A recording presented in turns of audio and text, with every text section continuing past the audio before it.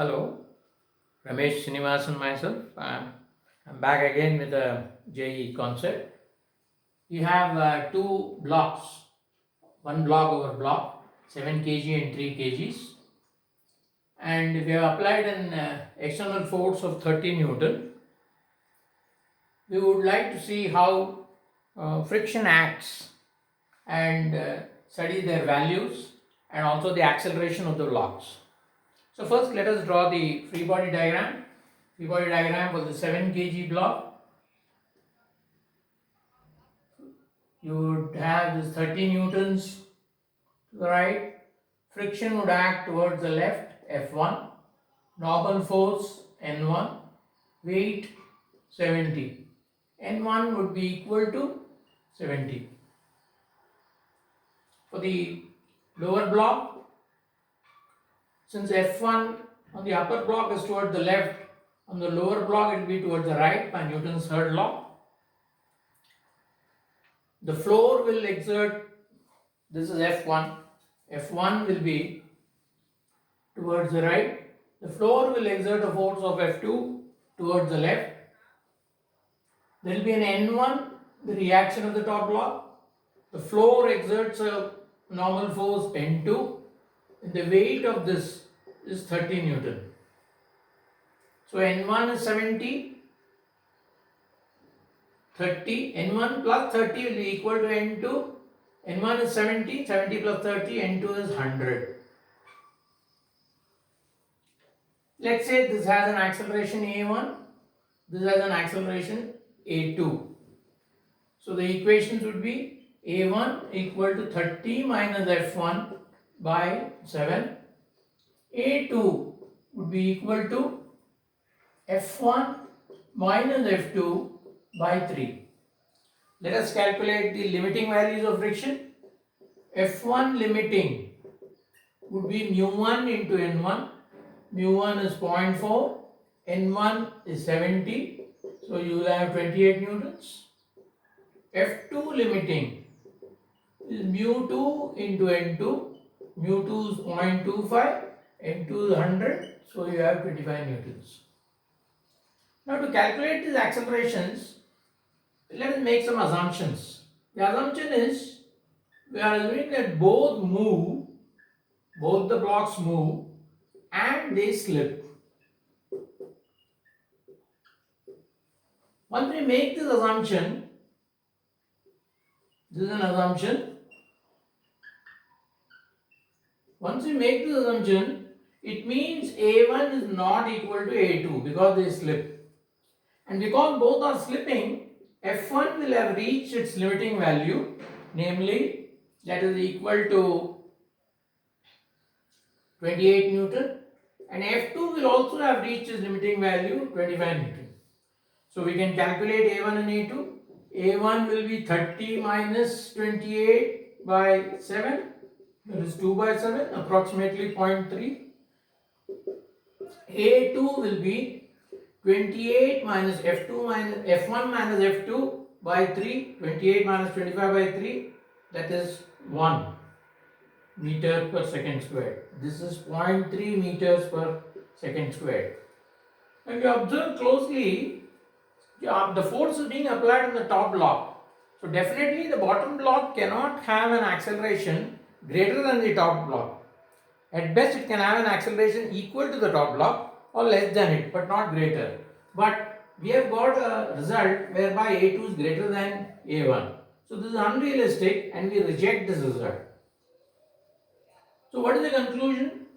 That our assumption that they slip is wrong. They do not slip, they move together. So what will be the common acceleration now? If you take the common acceleration A1 will be equal to A2 equal to A, and the common acceleration will be 30 minus F1. F1 we don't know because F1 is still less than or equal to the limiting value by 7 equal to F1 minus, because there is slip at the floor, F2 has reached the maximum value, so this will be 25 by 3. Let's simplify this. 90 minus 3F1 is equal to 7F1 minus 175, that is 265 is equal to 10 F1, or F1 is equal to 26.5. We can substitute for F1 in any one of these equations and get A. So if you take the first part, 30 minus 26.5 by 7, that is 3.5 by 7, that is 0.5 meters per second square. That is the common acceleration of the two blocks. If you observe closely, friction this at the first surface is only 26.5.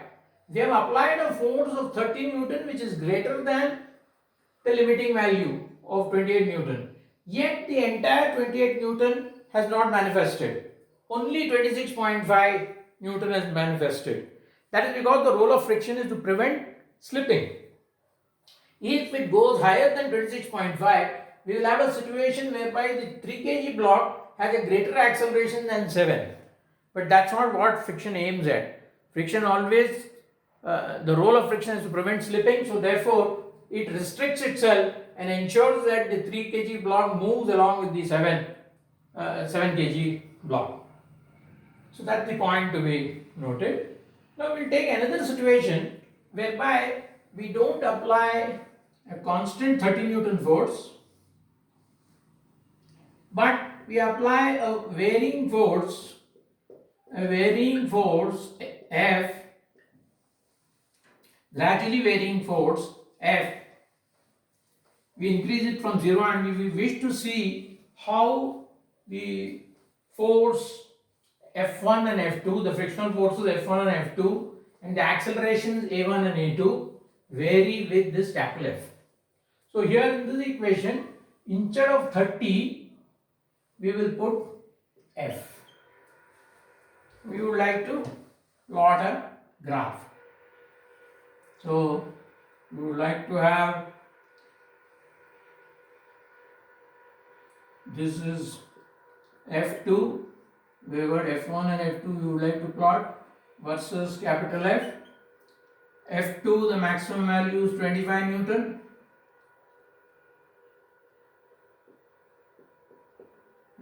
Graph is not to scale. This is 28 Newton. We know this is the maximum value. We will now plot this. We will plot this and we would like to have the acceleration A1 and A2 versus F. We would like to plot these graphs. So first, in the beginning, A1 equal to 0 and A2 equal to 0. So if you substitute in the above, if you put A1 equal to 0, you get F1 equal to F. In the second equation, you put A2 equal 0, you get F2 equal to F1, and you know F1 is equal to F, so I get F2 also equal to F. So this is an equation of a straight line with a slope 1. So obviously there will be a 45-degree line, so I'll show the slope as 1, and this point is 25 Newton. This is also 25 Newton. Note it down. The acceleration A1 and A2 are 0. Till the force is 25 Newton, the acceleration A1 and A2 are 0. Next, the two blocks will start moving together. So they will have a common acceleration A given by F minus F1 by 7 equal to F1 minus. Now remember, F1 will be less than the limiting value, but F2 has already reached its maximum limiting value. So this will, that will be F2, and F2 will be 25. So 25 by 3. Let's simplify this. 3F minus 3F1 equals 7F1 minus 175. So I will have 3f plus 175 is equal to 10f1. 0.3f plus 17.5 is equal to f1. So that's the equation of the straight line, y equal to mx plus c. The slope is 0.3. It's less than 1. So it won't be steeper, but it will be less steep. It will be less steep. After that, f1 remains at the same value. So the slope of this is 0.3. We now wish to find out what is that f at which, till which the two blocks move together without slipping. This f, how can you find out that? Put f1 equal to 28. If you put f1 as 28, you will get 0.3f is equal to 0.3f plus 17.5 is equal to 28. So that gives us 0.3f is equal to 10.5. So f will be 35. So till 35 newtons, that is from 25 newton to 35 newton, the two blocks will move together. After that, let us see what happens. Let us also try to now see what will be the acceleration. Now to get the acceleration, use one of these equations. We have got a is equals f minus f1 by 7. Now I can substitute for f1. I can substitute for f1 from this equation. So I will have f minus 0.3f minus 17.5 by 7. That is 0.7f minus 17.5 by 7 is 2.5. Okay, let me minus 17.5 by 7, that is 0.1f minus 2.5. That is the acceleration. The slope is 0.1. So the slope is 0.1 and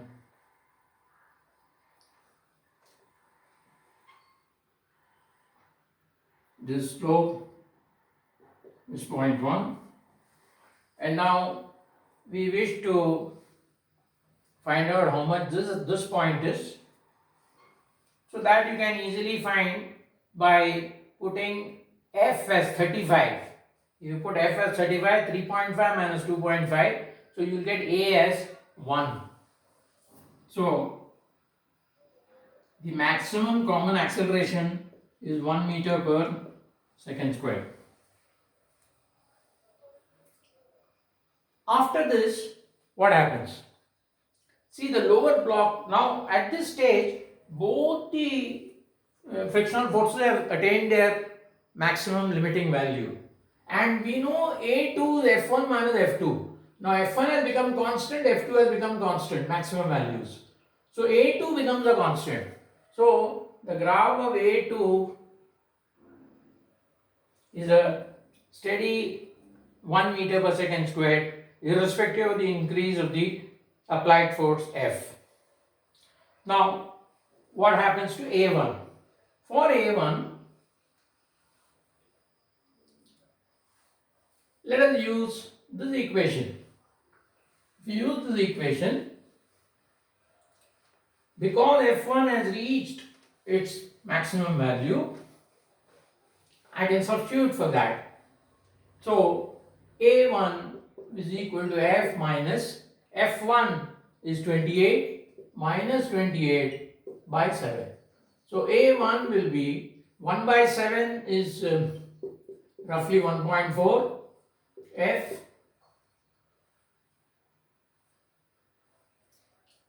7 1 by 7 40.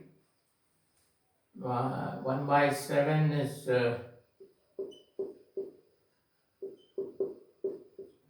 yes, correct. 0.14. 0.14f minus 4. So the slope is 0.14. 0.14 slope is going to be more than 0.1. So there will be a bend in the graph like that. That is A1, and this slope will be 0.14. So those are the graphs. Thank you.